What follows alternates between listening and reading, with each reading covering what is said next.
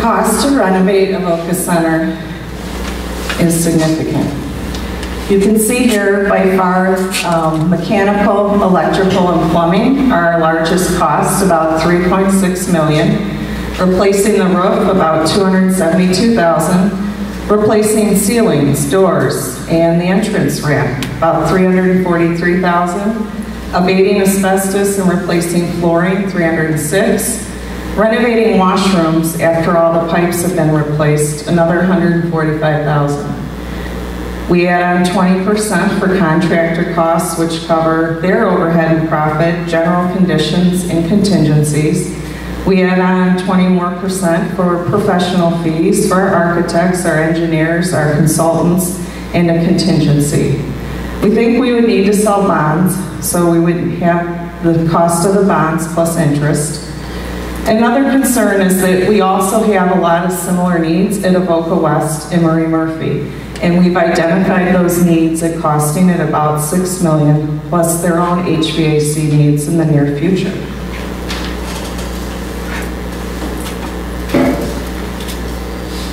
If the district didn't renegotiate our rental agreements and recognize any savings from the new equipment, it would take us over 42 years of rent collection just to break even on the bond sale, not including interest. So that's taking our cost at about $6.7 million, dividing it by our current net income of $160,000. Realize that during that 42-year period, we're probably back to replacing roofs and getting new boilers again. If we look at rent being renegotiated, and we would think we would have lower utility bills and less maintenance, let's say we netted $260,000, it would take us about 26 years to break even without considering interest. I did get some numbers this afternoon about the cost of issuing bonds and interest, just to kind of give you an idea. Right now, the cost of about a $6.9 million bond issue would be $83,000 for more like underwriting and those types of costs. Interest, they gave us $2.4 million to $3.5 million. If I plug those costs back into my scenarios, then the first one with a rental profit of $160,000, it's going to take 61 years to break even. The second one at 260, 37.5 years. So one of the other things we did is we wanted to look at the advantages and disadvantages of both renovating this property or selling it. As far as advantages are concerned, there certainly are some, no question about it. Renovating the property would probably have the smallest amount of impact physically on the community. Like I said, we'd most likely be able to increase rent with modern, efficient equipment, and as Beth was saying, it would certainly be easier to maintain. Now, as far as the disadvantages, you saw the cost, and it is significant. We don't have the funds if we don't do something like selling bonds. According to our rental agreement, Avoca would have to cover the costs of to our tenants while they're displaced during the renovation, or we need to renegotiate that part of the lease. But it's really the last bullet that scares me the most, and I apologize if that's small and hard to read, but it says, could potentially have a renovated facility that's vacant. Having a fully renovated building that we hold a mortgage on that stands vacant and creates no income is obviously a significant concern. So let's talk about selling and developing single-family homes. Again, advantages and disadvantages. There would be a one-time significant influx of funds, and I have been asked, so Kev, what's the value of this land?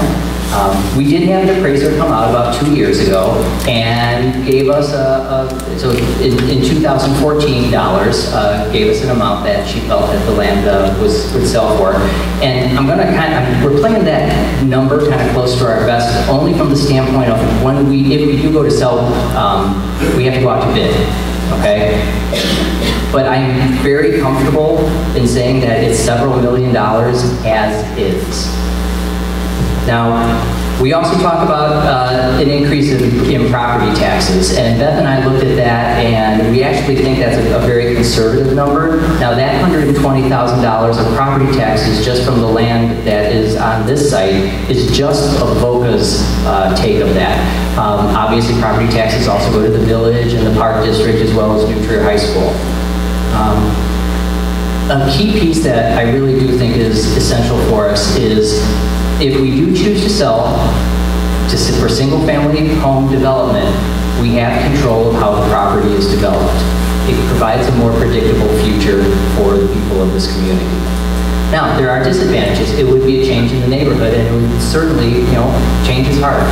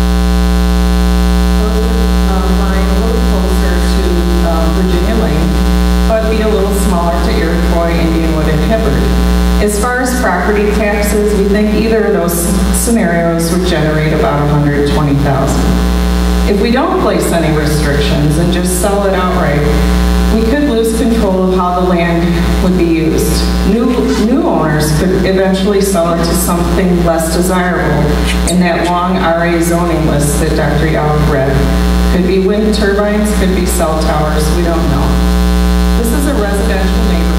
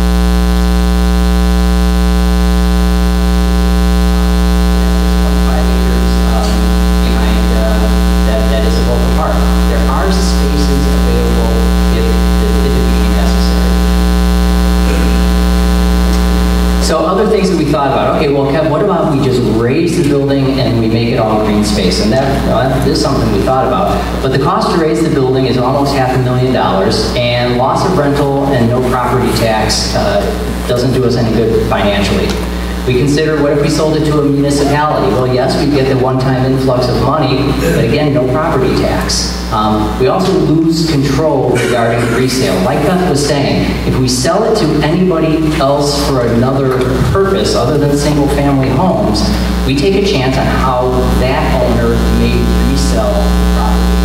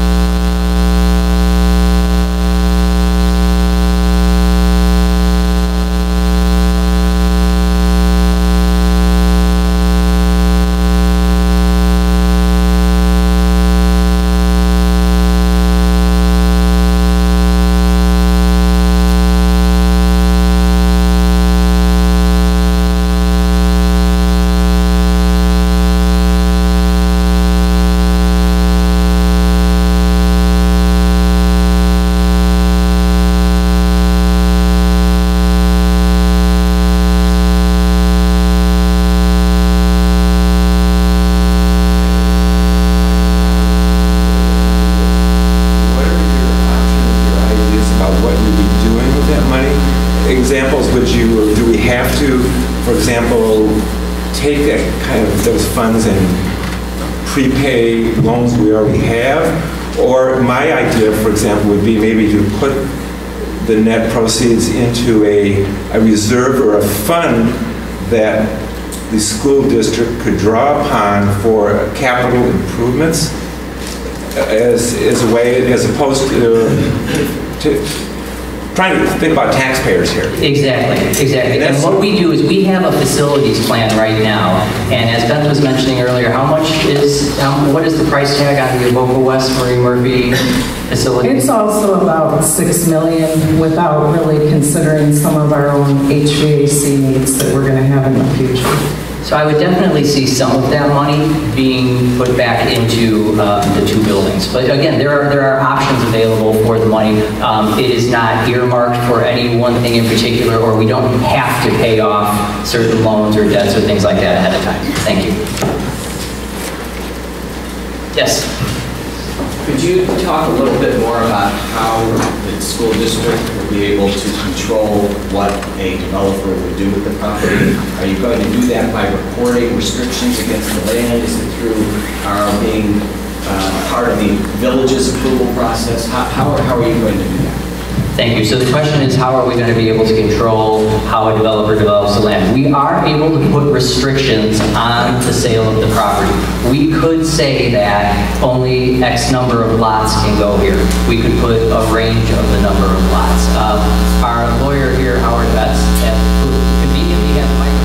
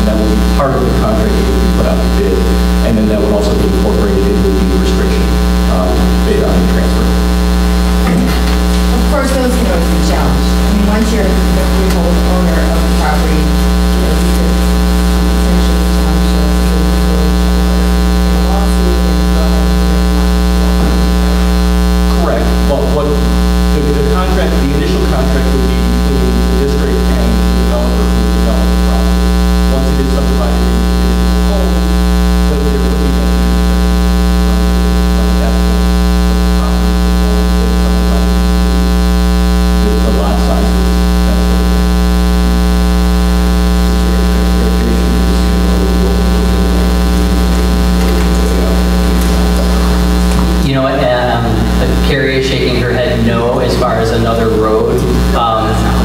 Sorry. She's saying that's not her question. Oh, sorry.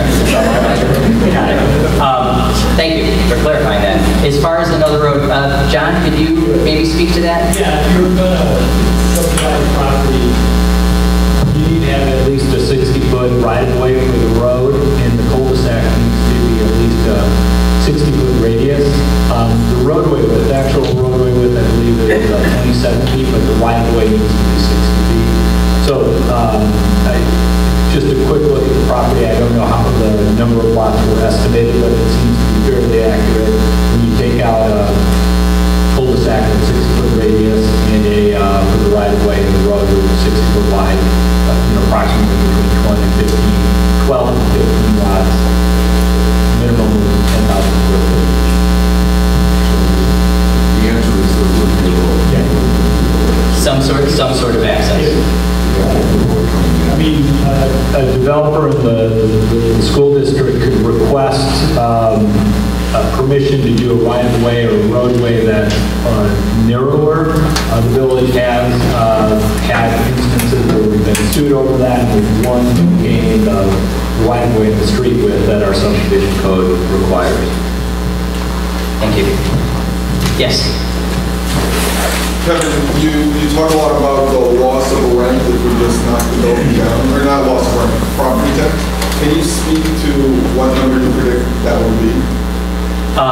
So what we did is we looked at similar size house in this very close in this vicinity, and we specifically looked at the property tax. And I hope I'm answering your question. I'm not sure if I am. Their portion of taxes that went to the school district was about $10,000. And actually, we think we're being a little bit conservative with that. But with 12 lots at $12,000, that's where we would be getting $120,000 in property taxes from just this area. Yes, sorry. So I just moved to the area. My name's Chris. Welcome. Thank you. So my son just started at One Hope United. I'm curious about if the sale plan goes forward and the current tenants are evicted, what is the outlook on where they might move, what their increased cost is for finding other spaces, will we lose that as a community? And then Chris, the one part of that that I can answer confidently is if we choose to end the lease, there's a 1-year period. We have to give 1 year notice. So we could give our tenants notice, and then they are still here for 1 whole year, which I'm sure over the course of that time, One Hope United is trying to figure out where to go, what the cost would be. So I can't speak to that part of it. But I can't say at least a year. I guess the thing was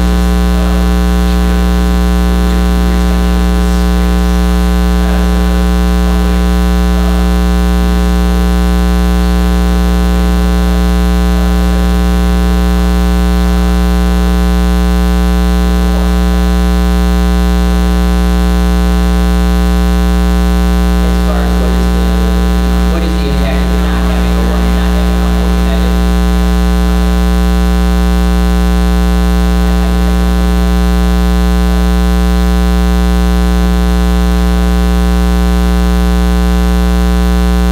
We talked to the Department about it, but again, part of the issue for us from a financial standpoint would be the fact that we would not have, we would not be able to get any property tax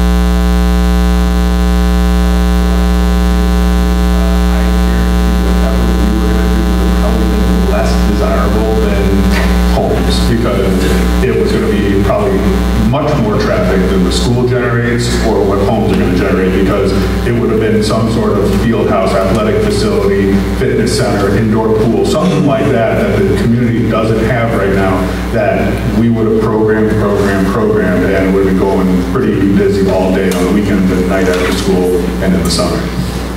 Thank you, Steve. Right?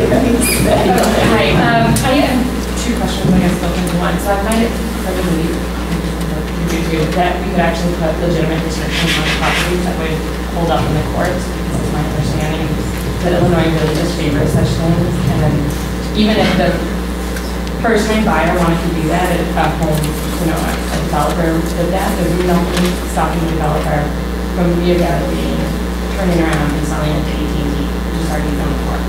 So that's my first concern. And then my second concern is you take into account, you talk a lot about the property value that you would get, but that also, or the taxes, that also comes with a lot more children, right? It's not just empty money.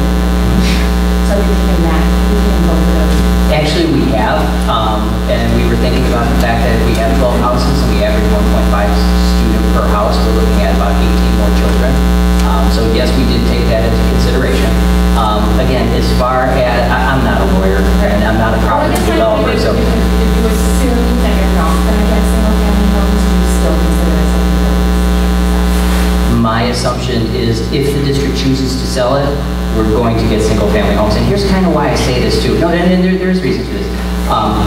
If we were to sell this and it became a church, and the church got knocked down, I don't know what would be developed here. But what doesn't get knocked down are full divisions of houses.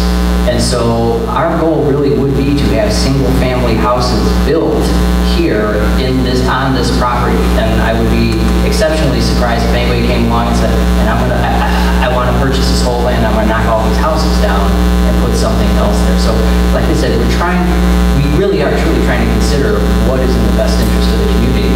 This is a neighborhood with houses and children and the schools and beautiful green park in the back, and it makes the most amount of sense to this Board of Education for it to be developed for single-family homes. But I don't know the law, I'm not a lawyer, so I can't promise. Just not to like hammer the point, but to help you start to concept what down there, but I'll give you a perfectly simple example. Developer buys it tomorrow, goes bankrupt. Guess what? Now the bankruptcy trustee is in charge. He looks at it and says, wow, that was a really dumb decision. Why can they triple for a bankruptcy estate by doing it this way? I mean, things can happen, so it's nice. I like that you're thinking about it, but you just cannot rely on that coming to fruition as any level of certainty. I truly hope I'm not being that naive. And like I said, though, I do see us at a crossroads, and it is either we sell this property or we ask the community for at least $6.7 million to renovate it pre-bond tax. So like I said, Kathy? How many students are served through Arlen? I don't know, can somebody, Arlen? I was, come on. I don't like public speaking. We don't do a lot of PR at our own school, so I think we're kind of a mystery and a secret, although in 1995, when we were relocated from the old Niles East High School building in Skokie, we were vetted very carefully by District 37, and I get to appear before the Wilmette Board of Wilmette Village in order to be approved to come into this building. Lutheran General Daycare Center, now One Hope United, had the privilege of occupying space over at the administrative building in the district. So the two entities came into this building in 1995. Our capacity in this building is 50 students, 50. We're close to capacity, but usually we have about 40 students. We're 33 years old. I founded the school in 1983, and in the course of our existence, we have served a little over 900 students from 55 school districts. We currently serve about 23 school districts, but that changes every day. There's an increased demand for our program. Our population is ages 10 to 22 of students with special education needs that are very emotionally fragile, coming from the Chicago metropolitan area. They are here we're a therapeutic day school. So if that gives you a sense, Thank you. Kind of who we are. Kristen? We're here, and I do want to say that we, for the last 21 years, have felt so privileged to be in this community, in this district. I've leased from 3 different school districts. This has been the best arrangement. I absolutely love being here. It's very central to our population. I'm very interested in staying here. If we had to temporarily relocate, I've already assured Beth that we would be interested in moving back into a refurbished or renovated building. We live here, so we've lived here for 21 years. We know what needs to be done. But the district has been very supportive and very good. Thank you. One Hope United, Your turn. So One Hope United is licensed for 134 children. We currently serve about 85 on any given day.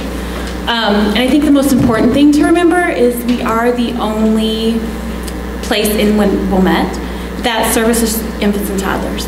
So we're the only choice for Wilmette parents who work, who have an infant or a toddler or anyone really below the age of 2, and they need care for their children in their community because they don't want to take their child out of the community. So I think that's a really great thing that you need to think about as you make your decision. Thank you. And I'm going to do sorry. I do give one more thing, because I want to make sure that people have some perspective. Without going into a lot of detail, Arlen School is funded by local public school district revenue.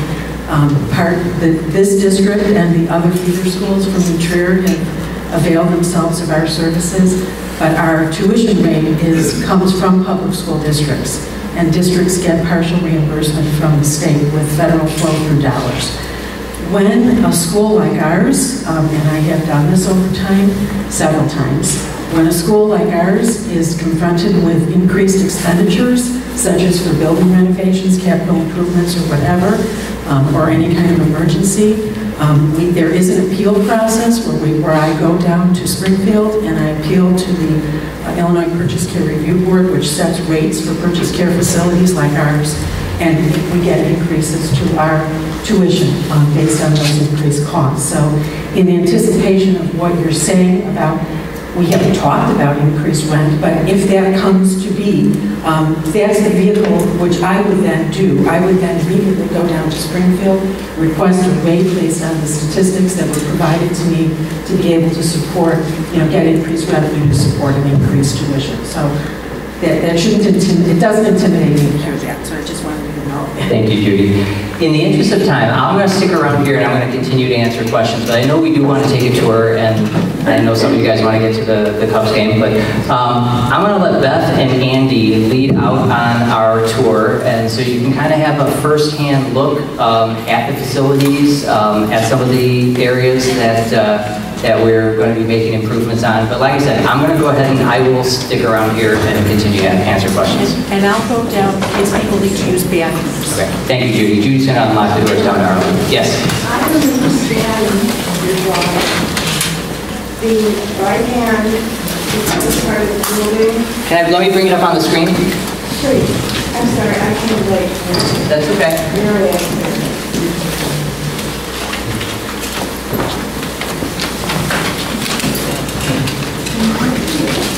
Me and my lovely wife.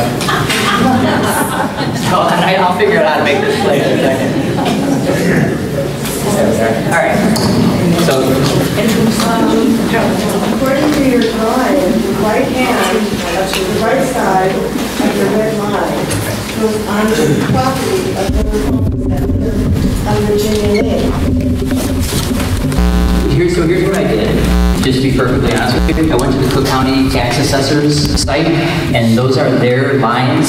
All of these green lines and numbers and all of this is from Cook County Assessor's Office. So all we did with that piece of that yellow and red was just to cover over the green line that the Cook County Assessor's Office says is that parcel of land.